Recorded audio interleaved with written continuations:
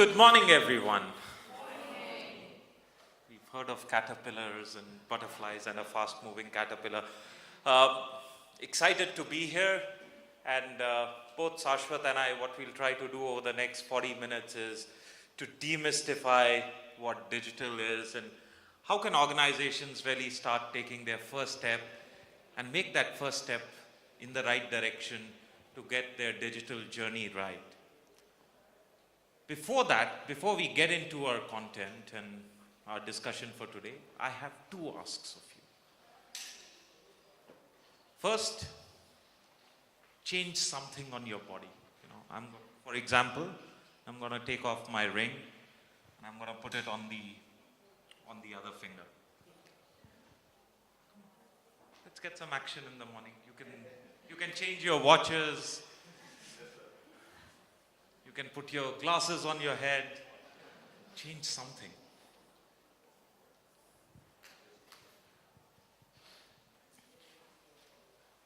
All right, I see a lot of people changing. Okay, Pip there has put her lanyard the other way around. Okay, all right. Second, take out your mobile phones. There's a URL given there.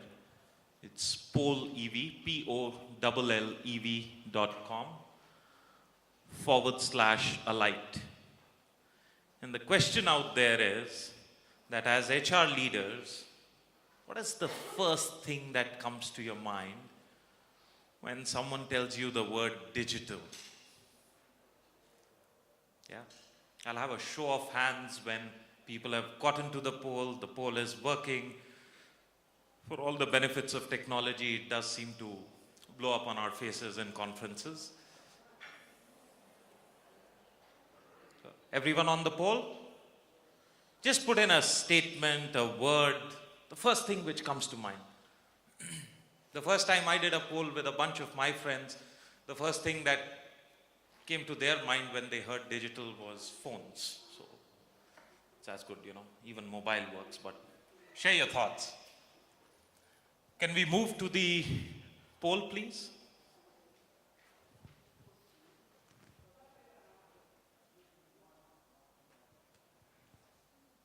Okay. Speed.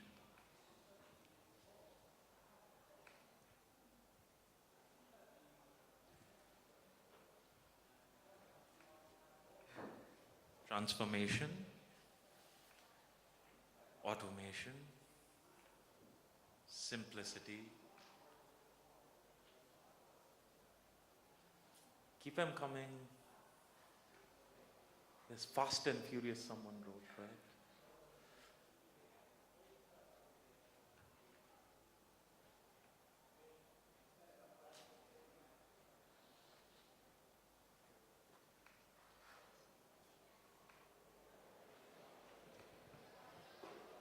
Really interesting.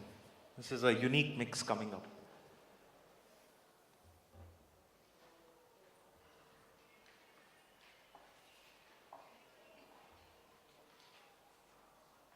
All right. Speed, transformation, efficiency, change, agile. Good. Yeah, we're getting there. See, this is something this group is co-creating, and we'll be discussing this in a while.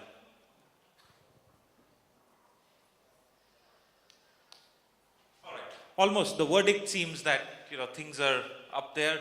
When we hear digital, we think of pace, speed, and if one looks at the ecosystems that we operate in these days, everything is changing faster than ever. So if one looks at the businesses and the leaders that we interact with, their expectations from HR are changing at a faster pace. 6 months earlier, there was a time when planning used to be for a 3-year horizon. Today, we're lucky if the HR strategy holds true for a year without any recalibration taking place. Transformation is at the heart of it. Many people say it's a digital transformation, but what we are increasingly seeing is that digital is becoming a catalyst for transformation. It is forcing organizations to be more and more agile in changing the way they respond to the market needs. In the case of HR, the way they respond to the needs of the leaders, the expectations of talent. The other word which came up was change, changes, efficiency.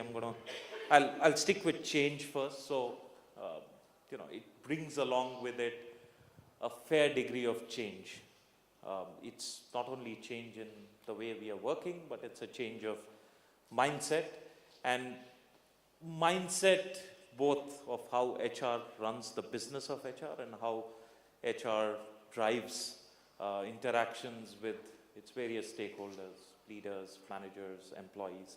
Some of the things which we see are muted on this, and I'm going to pick up the ones where we'll be spending some time as well in our discussion today, is that digital is forcing HR organizations to start thinking more on outcomes. The view of programs and a very program-driven view to HR is breaking. So that's a miss. We didn't see a lot of outcome orientation coming out in the responses that we saw. The other thing which was muted was experience. As we start thinking of HR in a digital world, things like employee experience, the pace at which we correct and deliver that wow factor to our employees also starts to come front and center. So a lot of good inputs, some misses, which Shaswat and I will be talking about. And one of the things that I want you to reflect on a while is just the chart and see that there was speed and transformation which were at the center. What is on your tables is Alight's second edition of the State of HR Transformation study. And this is a study which is almost like a baby. It takes us 9 months to deliver and get this out. It's one of the largest studies of its kind. Close to about 700 organizations participate every year. This is for the attendees of the Masterclass, so please feel free to take it back. There'll be times when we will be referring to insights from the study. You will not see data. The data can be referenced onto the study. I'll quickly hand over the mic to Shaswat to take the discussion forward. Yeah, hi, good morning. If we can go back to the original set of slides. Vikrant, and given your inputs, there is some context about what is digital. With that, if you look at really the topic for the day, which was really your digitization roadmap. And as practitioners, if you really look at what we do, we help clients do HR transformation. And increasingly, when I'm getting into conversations around digital, we have to really implement this cool new technology in HR. You ask them the question, why you want to do that? Boom, the first response is, HR is doing a pilot for organization transformation around digital. So increasingly, CEOs and leaders realize that response to disruption is more cultural and capability anchored. It's about creating an organization which is anchored around values, transparency. You talked about speed. It's less about speed. It's more about agility. Think of from employees' perspective, it's about experience, higher purpose, and so on. If these are the anchors for business on transformation, obviously the first pilot of the block is mostly HR. And then from there on, it quickly gets converted to a digitization initiative. I just want to bring this difference. I'm not saying that digitization is not important, but it's just a step in the journey. So think of an organization thinking of creating a future which is about performance development and not performance measurement. You can buy the most fancy platform around ongoing feedback, mentoring enablement, social peer feedback, and all of it. Will it enable the end cultural or the change outcome you are thinking of an organization on its own? No. You will have to think of larger anchors of change, manager training, capability change, because that experience comes alive not only in the system, but in the larger organization you live in and you work in. That's the key difference. And hence, the more appropriate topic for today is your digital roadmap. So fundamental difference between digital and digitization is when you think digital, think of an organizational change happening, which should be natural to most of you here. You come from HR functional background and not really IT domain. So when you think of organizational transformation or change, think of IT as an input, which is in many ways catalyzing some of that change, but it's not an end goal in itself. That's the critical difference you need to be constantly pegging your actions against. So that's from my perspective, that's the most important frame change which we do when we start with clients is, when you are thinking of digitization, be clear about why you are doing it. So that's the first question, and hence the name change in the topic here. Now, I will want to share some data for you from the study. I hope it's visible, or if you can tell which page this is on. If you really look at it, this is data from all participants, and this side is the input from what we call as archetype of mature organizations. These are the organizations who have clarity around their overall HR outcome, service delivery model. They have defined their HR tech strategy. I'm not saying one strategy is better than the other, but they know the strategy to execute, irrespective of which type of strategy. What you start seeing is a big difference between the outcomes on which they are focused. So the question which I want to ask all of you is, when you think of spending time, for example, if you are an OD professional, are you still thinking of succession into critical roles? Or are you thinking of impact out of critical roles? These are two very different conversations. Are you thinking of experience and diversity in organization? Or are you still thinking of engagement and improvement of engagement? What I want to make as a point is that it's not that this is not important. These are in many ways hygiene and stepping stone to higher order outcomes here. But the key point is, you should not confuse these as an end to itself. The goal when you think of doing employee engagement, ongoing listening, machine-driven data, it's not about getting better score on engagement. It's about using engagement to inform your talent strategy. I have seen many clients who report engagement at apex level as one of the HR scorecards. Now look at what behavior it drives. If you are a large bank, you report engagement at the top level, and you are reporting, oh, pat on the back, this year our engagement went up by 4%.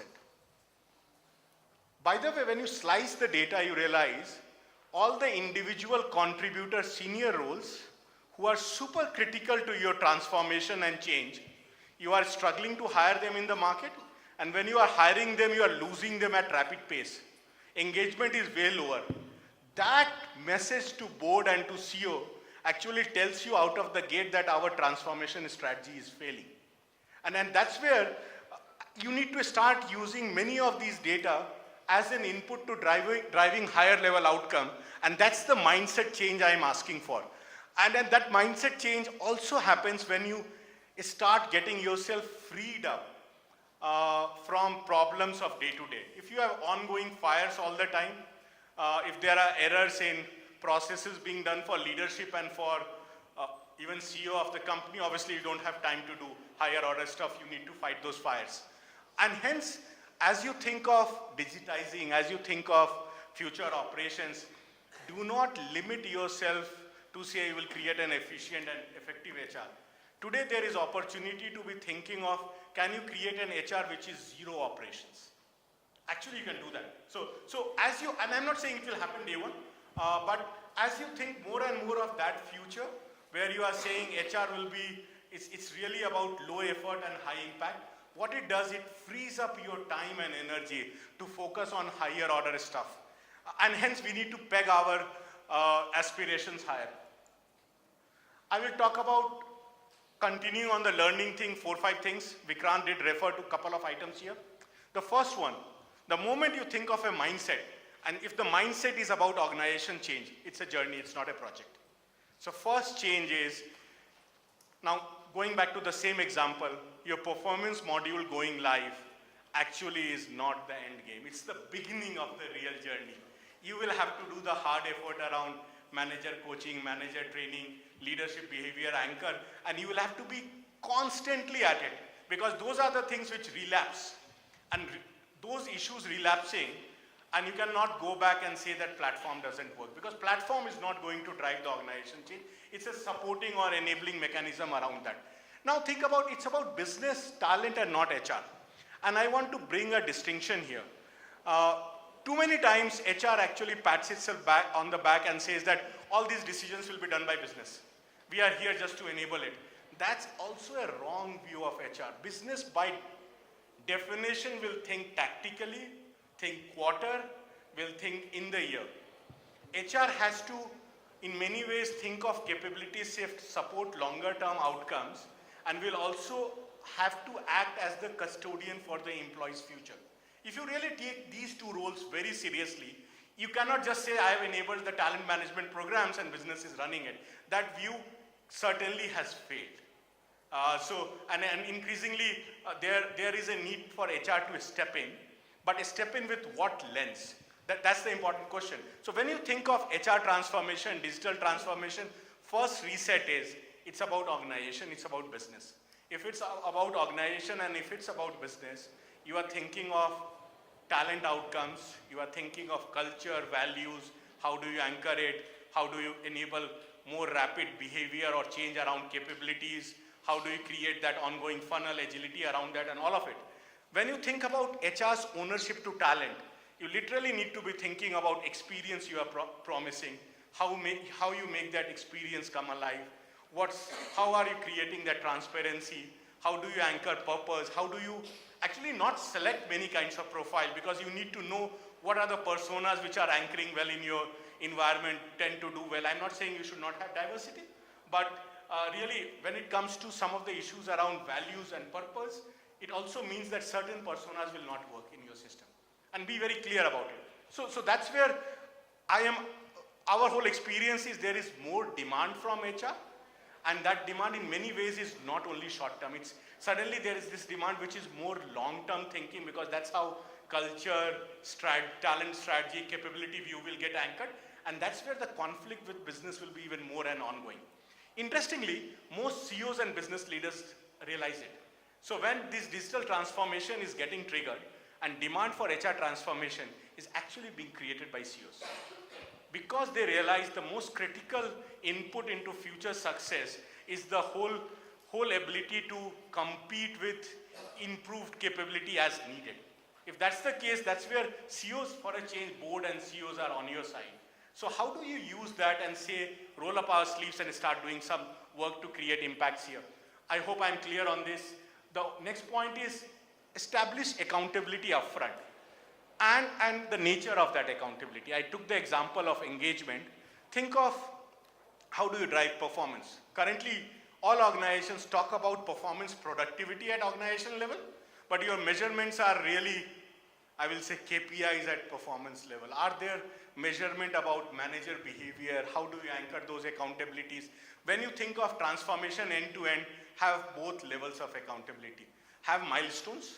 So for example, going live with the digital platform, change around that, adoption of that platform is a good interim accountability. So you want that to happen by X date, people comfortable getting using it and all that is fine, but that's not the end accountability. So have this, the moment you have the journey mindset, you need to have multiple layers of measurement and how each milestone will trigger the next. And think of that as sequence. Many times they will overlap, but be ready to prepare that instead of going with simple one point in time accountability. Fundamentally, the biggest roadblock on change here is always the HR function.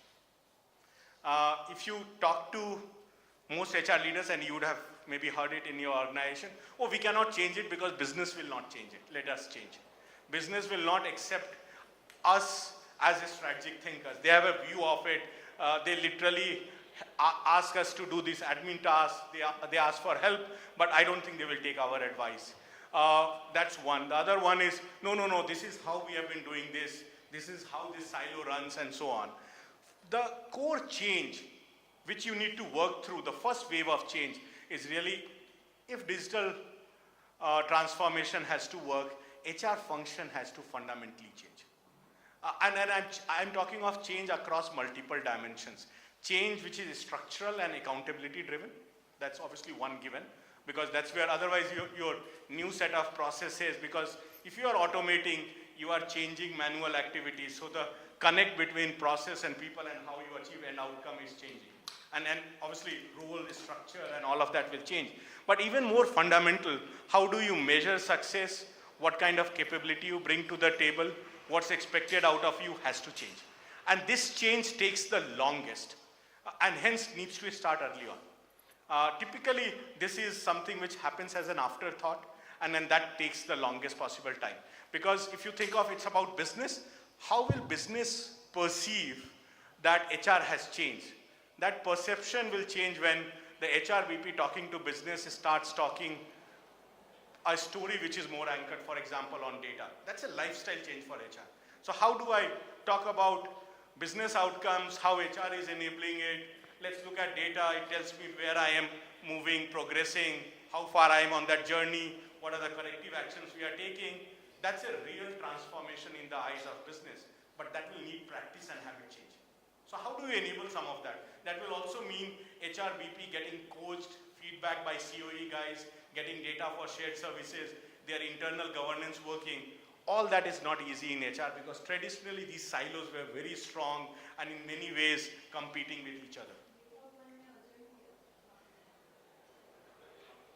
The final one, and I did refer to that, adoption matters. So continuously think of adoption, which is about that forces a journey view. So change is important and that's where change is very important, but change not from a mindset of a project. Think of ongoing adoption of your initiatives. The moment you think adoption, your change mindset will become a journey-driven mindset because adoption does not have one goal. The moment you achieve something, then you move to the next level. So think of a mindset which is more adoption anchored and hence enable change to support that. So these are really maybe the top 5 learnings from our side. Actually none of this is digital in on itself. It's not about app, it's not about mobile, but these are critical foundational piece to succeed or enable success as organization thinks of executing the whole digital transformation. Now, Vikrant will run you through the journey and the stages they are in and what needs to happen.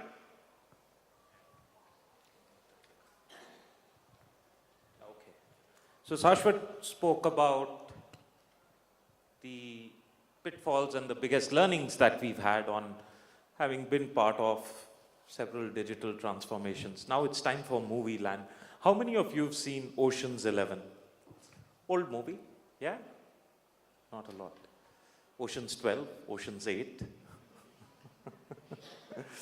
So I like to think of your digital roadmap as Ocean's 11. It is a very close cinematic example which comes to mind, where the entire journey right from planning to realization has to be thought through at the first step. Not all parts, but certainly critical parts of how will you execute, how will you realize results, how will you really go ahead and continue to reap the benefits of it. And while these are 3 distinct stages, we also qualify that they're interconnected in many ways. So let's take a look at each one of them and I'll call out what have been our learnings as an organization and what we've seen some of the truly successful organizations do and what have they done differently. So Shaswat's spoken quite a bit about how things are getting anchored on outcomes. And outcome brings a very different light to being, right? So as we start thinking of your transformation journey, the traditional view has been that let's start looking at leadership development. We've got to develop leaders at all levels. But what's really mattering to the business and taking their sleep away is that how do we de-risk critical roles in our business? Shifts a lot of things, right? It shifts the fact that you now need not just look at the traditional view of how will people undergo accelerated development, what are the kind of assessments we'll use, but now you start thinking that, how will we ensure that they are coached and mentored the right way? How will we ensure that their performance is tracked and de-risked? And of course, technology is playing a huge role in it. For the first time, you have platforms that can help you accelerate things faster than ever. So think of the expectations of the business, anchor things on outcomes, and remember, employee experience is what is trumping employee engagement in today's day and age. It is one thing to promise and have a great value proposition, but that needs to reflect. And a good example is, as consumers, we need everything on the mobile, right? If you need to wait for something for more than 5 minutes, you're like, oh man, the waiting time was too long, right?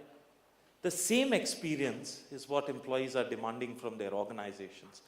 It should be easy to find, it should be well supported, it should give me the right information, it should take me forward and help me in many ways. So start thinking of some of those aspects as you start aligning with where do we want to land, and that sort of becomes the North Star, and everything that we are doing is working backwards from there.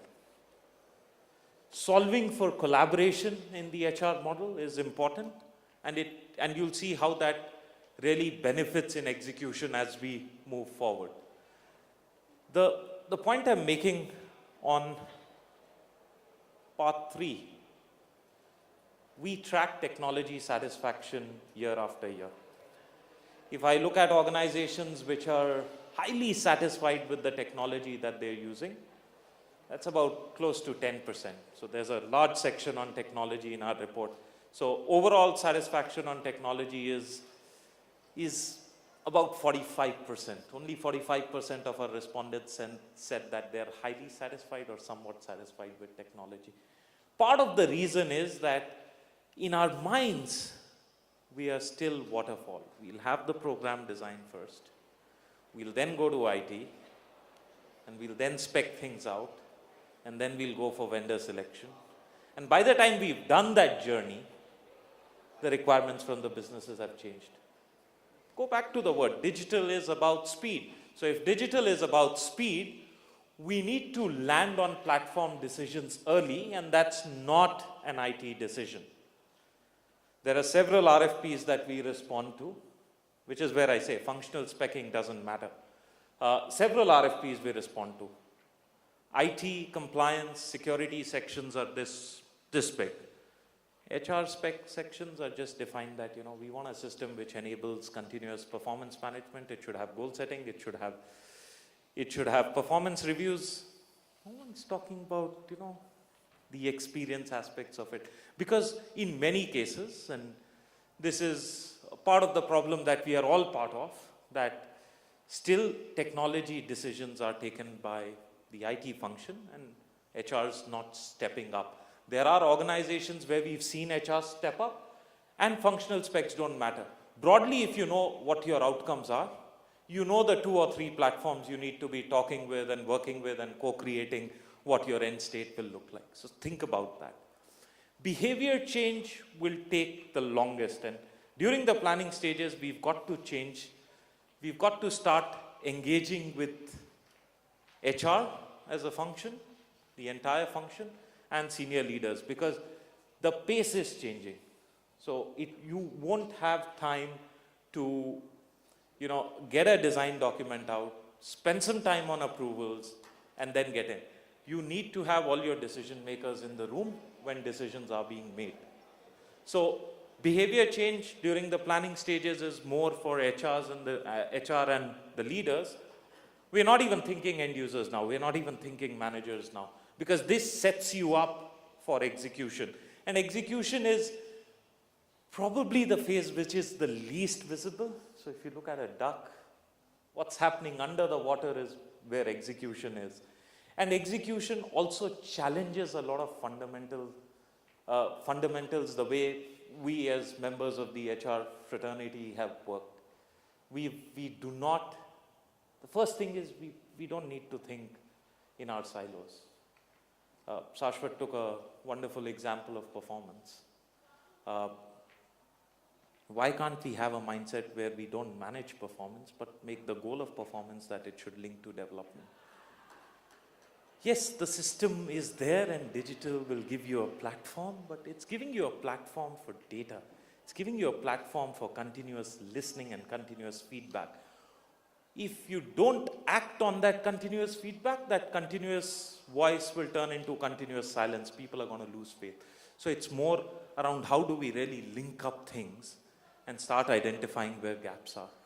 So that's where, as we have that higher order purpose that, eventually what we are driving is for development of a performance, it will bring the organization together. You've got to break the silos of COEs versus BPs versus HR operations.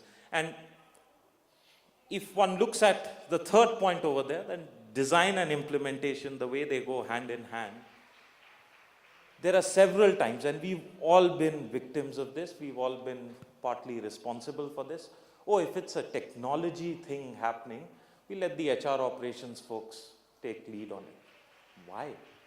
Today, the way domain is anchored onto platforms, the way flexibility is there on platforms that, you have a design discussion today, you can see a prototype maybe a week later. That needs senior HR leaders across the board, across various functions, to be there in the room to take decisions, and inputs are valuable across. HR leaders will ensure that we are keeping the process true to the purpose. Your HR BPs, your members of the HR strategy teams or centers of excellence equivalents will really bring that employee experience view, will bring that domain thinking that down the line analytics can be enabled. And of course, from an HR operations perspective, they have the closest view to the process. So any time that we are challenging the process, any time that we are trying to improve the process, the way that group will think of pros, cons, how will adoption be like, will be superior than anyone else. So it is these three groups which need to come together. If we continue to live in those silos, we'll again end up with an older engine in a newer chassis. So Vikrant, just a minute. Here one example, and this, sorry for interrupting the flow, is that not only the three group needs to come together, we have seen enough number of clients where the decision of the project or the program was done with a vision of experience and unification. But when it comes to implementation, you break it by COEs. Even if all the three groups are there, there is really all the reason in the world when performance management system for future is being designed, recruitment and learning needs to sit there. And so on. Unless and until that happens, you will actually end up with a Frankenstein of a system. And it's really important to I'm adding to what Vikrant was saying. It's not only the three functions, three big buckets, pillars are working together. Even if it's ex-COE driving it, it always adds value for other COEs to be there and talk of interconnects and how it works. Who's been toggling the slides? It's not me. Do you want me to finish?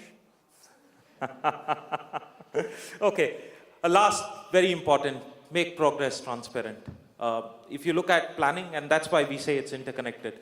At the planning stage, you've spoken to leaders about what is the behavior change that will be needed. What are the changes that we brought in? Don't make it a black box after that. Don't make it a black box after that. And as we then think of realizing and reaping the benefits of the journey that you've traversed, I think on this one, the accountabilities will vary, right? So if you look at the planning stage, the accountability was that you get your design right.